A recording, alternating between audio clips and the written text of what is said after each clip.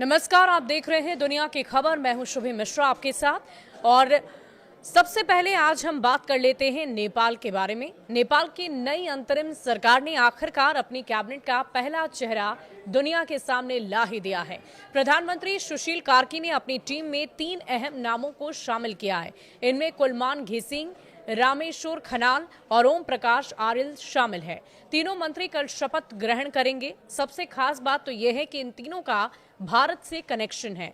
नई सरकार में कुलमान घिसिंग, रामेश्वर खनाल और ओम प्रकाश आर्यल की एंट्री के बड़े संतुलन के तौर पर इसे देखा जा रहा है। ऊर्जा और प्रशासनिक सुधारों से लेकर विधि और न्याय व्यवस्था तक इन नामों का चयन ये दिखाता है कि सुशील कार्की की टीम राजनीतिक से ज्यादा कार्यकुशल चेहरों पर भरोसा रखती है।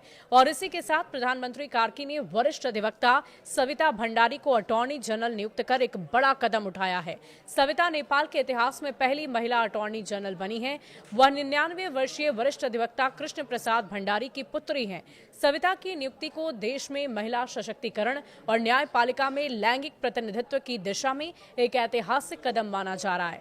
तीनों मंत्री के बारे में अगर हम आपको बताएं तो सबसे पहले कुलमान घिसिंग को जानिए। नेपाल में ऊर्जा क्षेत्र का सबसे भरोसेमंद नाम के तौर पर इन्हें जाना जाता है। वे नेपाल इलेक्ट्रिसिटी अथॉरिटी NEA के कार्यकारी निदेशक भी रह चुके हैं और देश को लोड शेडिंग मुक्त बनाने का श्रेय भी उन्हें ही जाता है। घिसिंग ने तकनीकी दक्षता और पारदर्शिता से ये कर दिखाया है कि ईमानदार नेतृत्व के जरिए जनता के जीवन में बड़ा बदलाव लाया जा सकता है। ये इंजीनियरिंग बैकग्राउंड से आते हैं और लंबे वक्त से पावर सेक्टर में सुधार की दिशा में काम कर रहे हैं। उनकी लोकप्रियता इतनी है कि लोग उन्हें पावर हीरो कहकर पुकारते हैं। नई सरकार में उनका मंत्री बनना इस बात का संकेत है कि सुशील कार्की ऊर्जा और इंफ्रास्ट्रक्चर सुधार को प्राथमिकता देने जा रही हैं। घिसिंग ने भारत में पढ़ाई की है। खासकर झारखंड के जमशेदपुर शहर में रीजनल इंस्टीट्यूट ऑफ टेक्नोलॉजी से उन्होंने इलेक्ट्रिकल इंजीनियरिंग की पढ़ाई की थी। दूसरा नाम रामेश्वर खनाल, इकोनॉमी एक्सपर्ट हैं। रामेश्वर खनाल नेपाल सरकार के पूर्व वित्त सचिव रह चुके हैं। उन्हें आर्थिक नीति और राजस्व सुधारों में विशेषज्ञ माना जाता है। कराधान और बजट प्रबंधन में उनकी गहरी समझ ने नेपाल की वित्तीय व्यवस्था को कई बार संकट से उबारा है। खनाल ने पारदर्शी आर्थिक तंत्र और संस्थागत सुधार पर लगातार काम किए हैं।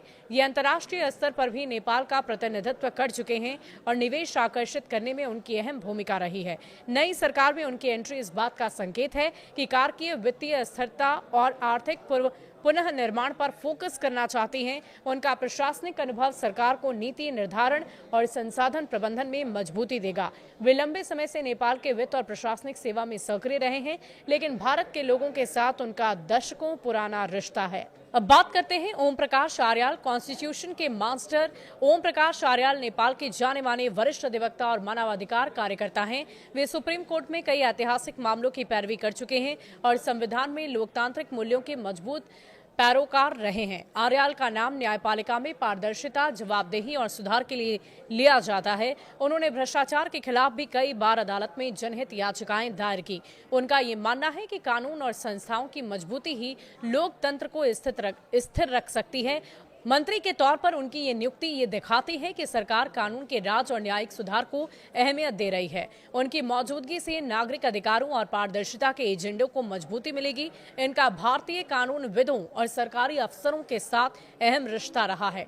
आंदोलन के दबाव से बनी अंतरिम सरकार। गौरतलब है कि हाल ही में हुई जेनजी आंदोलन के दबाव के चलते सुशीला कार्की को अंतरिम प्रधानमंत्री बनाया गया है। इस आंदोलन ने राजनीतिक ढांचे में बड़े बदलाव की नींव रखी है। कार्की के सामने सबसे बड़ी चुनौती स्थिरता और भरोसे का माहौल बनाने की है और इसी बीच काठमांडू में हालात सामान्य होते हुए नजर आ रहे हैं। सड़कों पर यातायात दोबारा बहाल हो चुकी है और बाजारों में रौनक लौट आई है। ड्रोन से लिए गए विजुअल्स में साफ ये दिखता है कि धीरे धीरे रोजमर्रा की जिंदगी अब पटरी पर वापस लौट रही है। नई सरकार से उम्मीदें नेपाल की जनता को भी नई हैं और सरकार से तेज फैसले और स्थिर शासन की उम्मीद जनता लगाए बैठी है। कुलमान घिसिंग जैसे लोकप्रिय नाम का मंत्री पद पर आना और सविता भंडारी जैसी ऐतिहासिक नियुक्ति से लोगों के बीच ये संदेश गया कि कार्की बदलाव लाने का इरादा रखती हैं। अब सबकी निगाहें कल होने वाले शपथ ग्रहण पर टिकी है, जब ये तीनों मंत्री औपचारिक रूप से सरकार का हिस्सा बनेंगे और सविता भंडारी अटॉर्नी जनरल के तौर पर इतिहास रचेंगी। आपका इस विषय में क्या राय है? आप क्या सोचते हैं? क्या वाकई कार्की के द्वारा लिए गए इन 3 मंत्रियों का निर्णय और औचित्य रखता है? क्या ये सही निर्णय है और इससे क्या वाकई नेपाल में बड़ा बदलाव होगा, बड़ी तब्दीली आएगी? हमें कमेंट सेक्शन में लिखकर जरूर बताइएगा। शुक्रिया।